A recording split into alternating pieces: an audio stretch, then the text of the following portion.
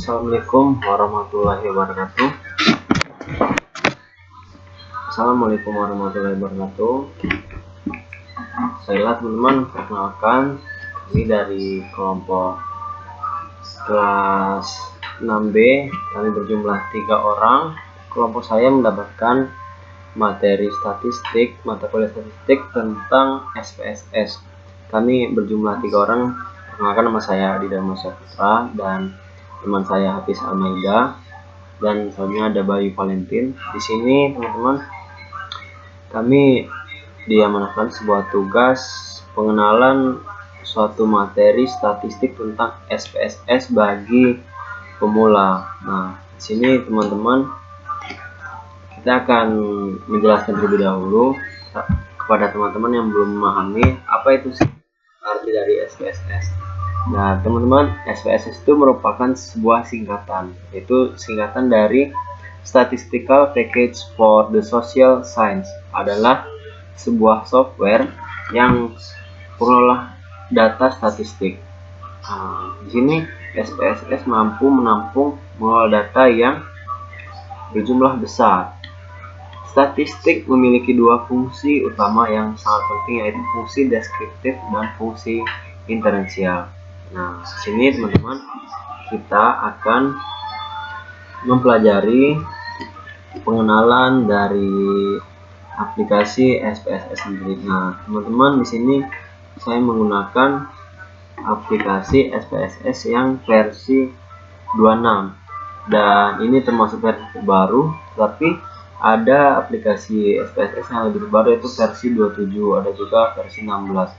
Nah, teman-teman, di sini saya akan menggunakan beberapa menu-menu software yang terdapat pada aplikasi SPSS ini. Pertama ada file, edit, view, data, transform, analis, dan lain-lainnya. Di sini banyak ya. Jadi ini ada tempat data view, dan variable view. Sekarang kita mau pelajari bagaimana menginput data karakteristik responden. Kalau di SPSS ini, teman-teman, kita kalau baru mau memulainya itu di variable view, karena di data view itu merupakan tempat dari hasilnya yang sudah kita kerjakan. Nah, baik, di sini saya hapus terlebih dahulu. Kita bisa menginput. Sini ada usia, teman-teman. Di sini ada usia, gender, yaitu jenis kelamin. Misalnya ini pendidikan, lalu pekerjaan. Selanjutnya ada status kawin atau status pernikahan.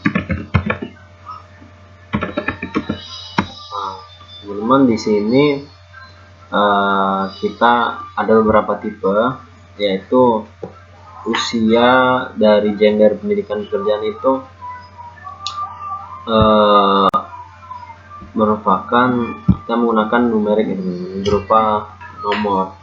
Nah, jika teman-teman bertanya kenapa sih gender, pendidikan, pekerjaan kita masih menggunakan nomor, karena kita di sini menggunakan pekodean ya.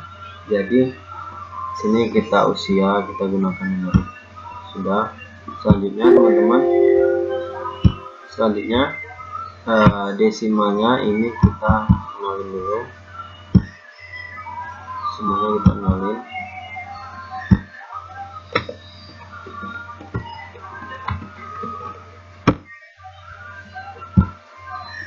Ini juga.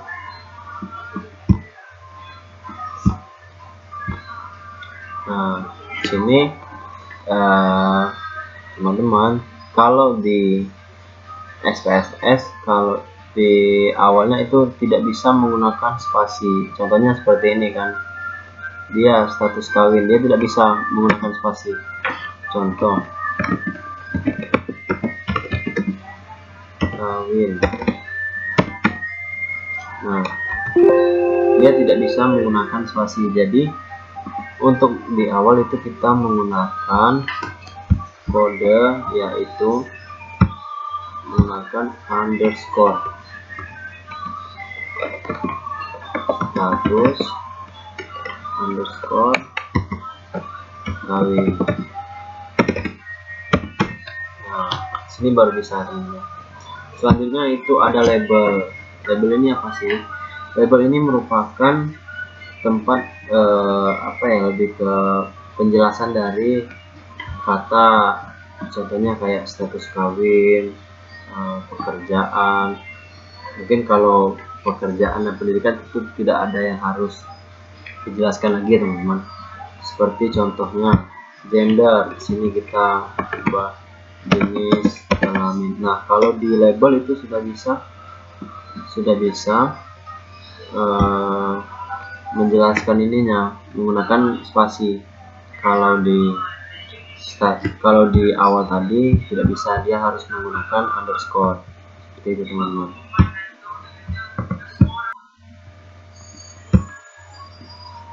Di sini kita akan gender, kita masukin jenis kelamin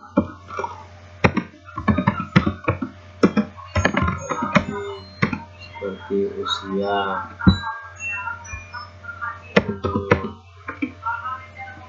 status kawin, status perkawinan. Di sini bisa ya kita masukin. Kalau untuk pendidikan dan pekerjaan itu tidak perlu ada penjelasan gitu. Nah, sini sudah kita input. Ini kan contoh sedikitnya kan dari apa yang kita kerjakan. Hasilnya itu akan timbul di sini teman-teman, di data view. Nah, ini sudah timbul data view. Jadi apa yang sudah kita kerjakan bakal timbul di hasilnya di data view. Kalau kita menginput, contohnya karakteristik responden ini kan, kita mengerjakannya di variabel view.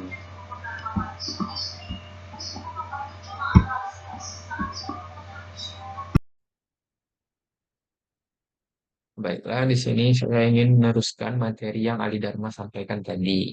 Di sini kita sudah masuk ke data view. Kita lihat di sini sudah terbentuk variabel yang sudah dibuat tadi. Misalkan usia, saya contohkan 5 saja sebagai pembelajaran awal. 5 responden dengan usia 24, 25, 26, 27, dan 28. Kemudian gender ini teman-teman bisa pakai kode, mau pakai yang string juga bisa. Di sini saya memilih tipe yang numerik. Jadi saya kodekan satu itu untuk laki-laki, dua itu untuk perempuan.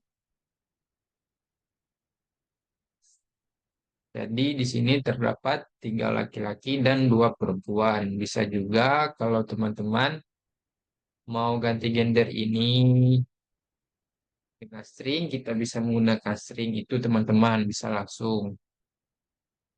Kita rubah sebentar ya. Kan string.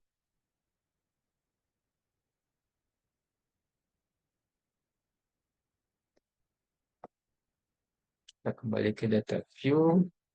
Kita ganti di laki-laki.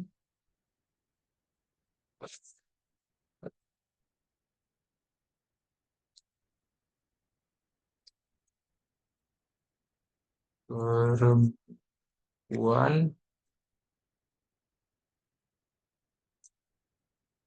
Laki.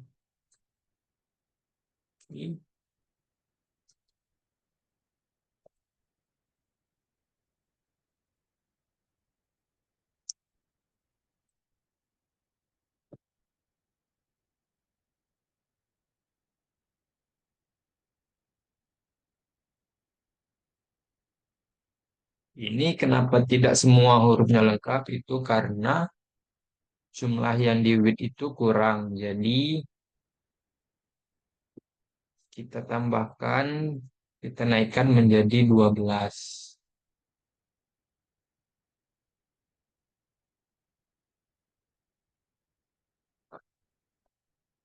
dan nanti sudah bisa tentu lengkapi huruf-hurufnya seperti ini.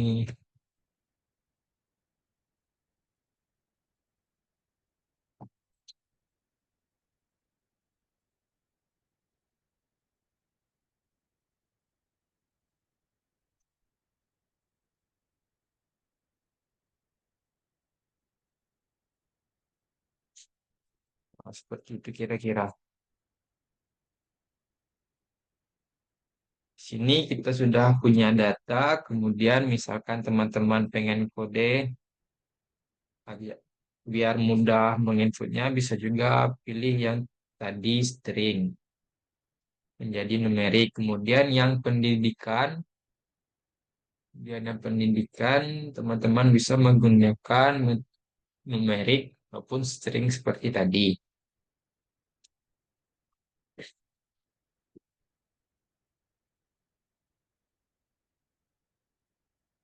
Kalau yang numerik, pendidikan kita kasih contoh satu untuk SD, dua untuk SMP, tiga untuk SMA, empat untuk perguruan tinggi. Jadi di sini teman-teman sudah mempunyai data pendidikan. Misal ada tambahan responden, lagi di sini tinggal sesuaikan saja pendidikannya.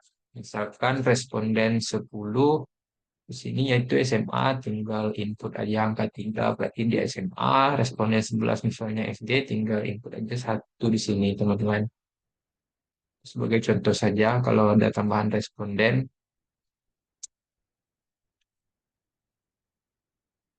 karena kita hanya memakai contoh 5 saja, kemudian kita masuk ke pekerjaan.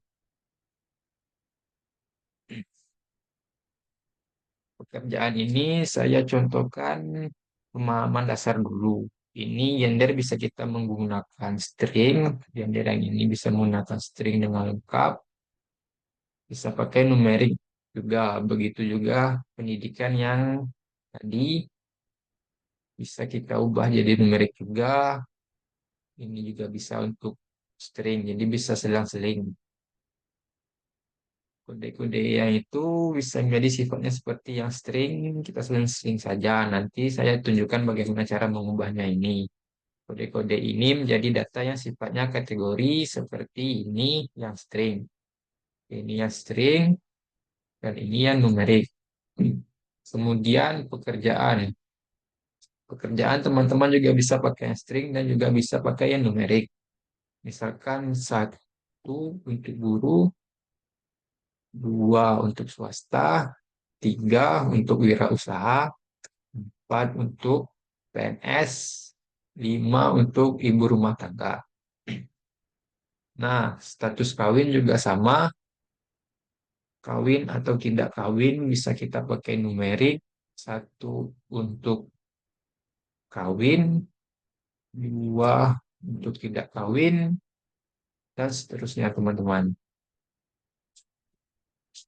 Jadi begitu saja bagi saja saya untuk menyampaikan lanjutan materi yang Adi Dharma sampaikan tadi.